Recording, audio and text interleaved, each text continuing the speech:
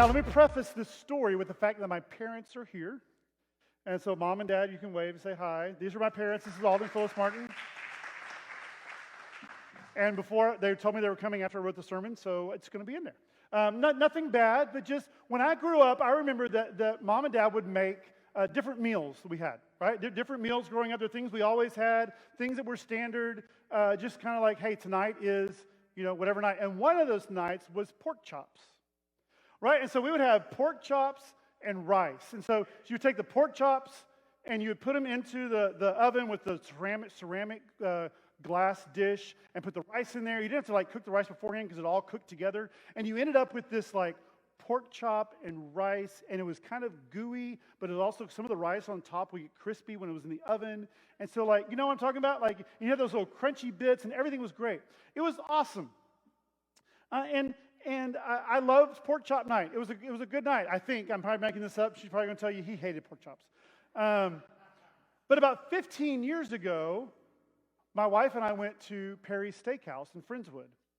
And when we went to Perry's Steakhouse, I had in my mind, I was looking at the menus, the first time I'd ever been, people said, you need to go check this out. So we went, and I thought, steak, chicken. I started looking at the menu, and they had steak, all sorts of steaks, all different prices of steaks. They had chicken, and they had pork chops. And I was like, well, I know what pork chops are, and no offense, but if I'm going to go pay this much for food, I'm not going to get the pork chops. Because I remember what pork chops were like. And so I'm sitting down at the table, and my wife, we're about to order, and I look over, and there's the table next to me. It's this the waiter comes out, and they set this plate. And this plate's about this big, and it has this hunk of meat that's like this. And I was like, well, I know it's not steak, right? And I know it's not chicken. What could that be? You know what it turns out it was? Pork chops. I had never known, all my life growing up, seriously, I just knew that pork chops were like this, and they were fine, they were perfect, they were great. I had no idea that pork chops could be 2 pounds thick. And they cut it off the bone and they give it to you. And I was like, yeah, I'm definitely having that. I had no idea. My mind was blown. I was wondering, what are the other possibilities? One, what pig did this pork chop come from? And I love my parents, and so I have to be careful because they're watching the game afterwards, and they're going to be with me. But I felt like part of me had been, kept in the dark about some things.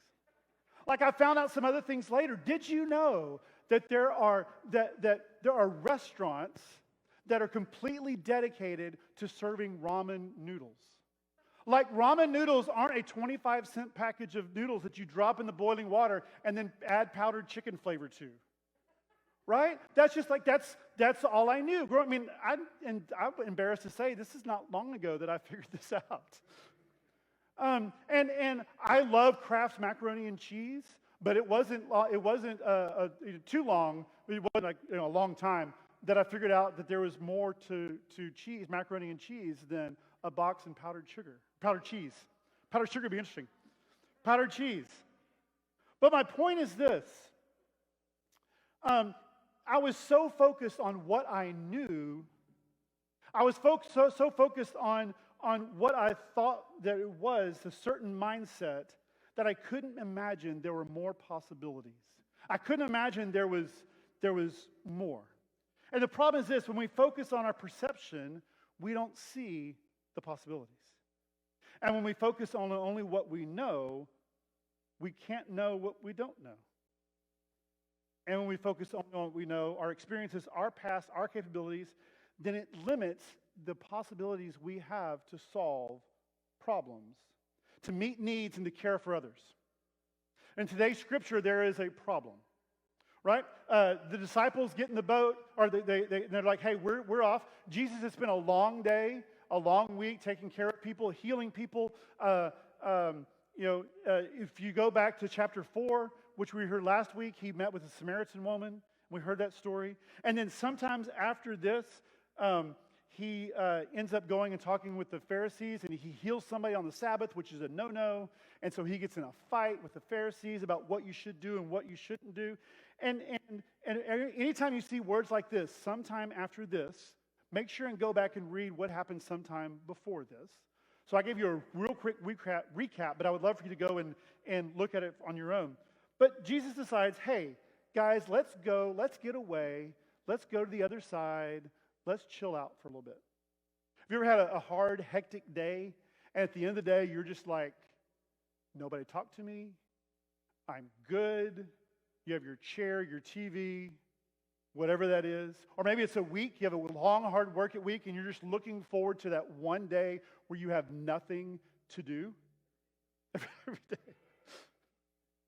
Well, I can imagine Jesus is like that. But you know what happens whenever you have that one day and you're like, I have nothing else to do, and then you hear a knock on the door? Or a phone call? Or, hey, do you just have a minute to? No, I don't. That's what you want to say. Well, I kind of imagine the same thing here. Like Jesus and the disciples are over, they're off, and they saw, all of a sudden they hear this kind of murmur. And they hear like a little yell here or something. And they look up, and across the way, they see that the crowd has walked around the top of the sea, of the lake, and is coming toward them. And I can imagine in my mind that I would have two reactions. Well, I would have one reaction. How fast can we go? If we leave now, we can get ahead of them and go somewhere else. But Jesus doesn't say that. Jesus says, Philip, where are we going to buy bread for all them to eat? Philip probably has the same reaction. He could either, figure that out, or I don't have to go faster than them. I just have to go faster than you. But he doesn't do that. Jesus looks at Philip and says, how are we going to take care of them? And what's interesting is he doesn't say, are we going to take care of them? He doesn't say, should we take care of them?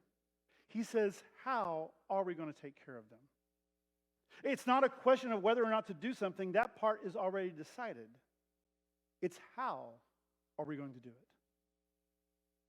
And I think what are the possibilities? I think sometimes we debate and spend time trying to figure things out. But what if we spent less time debating whether we should do something and spent all that time figuring out how we're going to do something? Because Jesus says, care for the sick, tend to the poor, look out for the widows and orphans, set the oppressed free, clothe the naked, love your neighbors, love your enemies, bless those who persecute you. That part is decided. So what if we spend our energy trying to figure out how we're going to take care of that? And the great part is we don't necessarily have to figure it out on our own.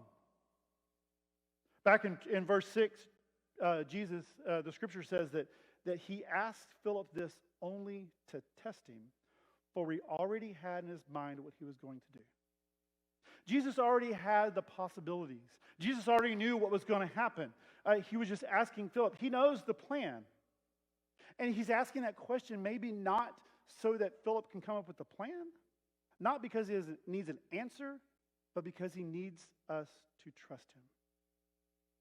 And Philip answers, he says, it would take more than a half year's wages to buy even one small piece of bread for everyone to have a bite. You see, Philip hears this answer and this question, and what does he do? He goes back to eighth-inch pork chop thinking. He goes back to, this is what I always knew. This is what I know. This is what I can do. This is what I can figure out. He focuses on his own perception, and he doesn't see the possibilities. Now, he's been with Jesus for a long time, for a while. He's seen miracles worked. He's seen things that he couldn't have seen before. He sees what the possibilities, he has seen what the possibilities could be. But Philip tells Jesus why it can't be done, instead of focusing on what can be done. And if I'm honest, sometimes I do the same thing. I look and say, I know we're supposed to do that. I know you're calling us to do that, but we can't because of.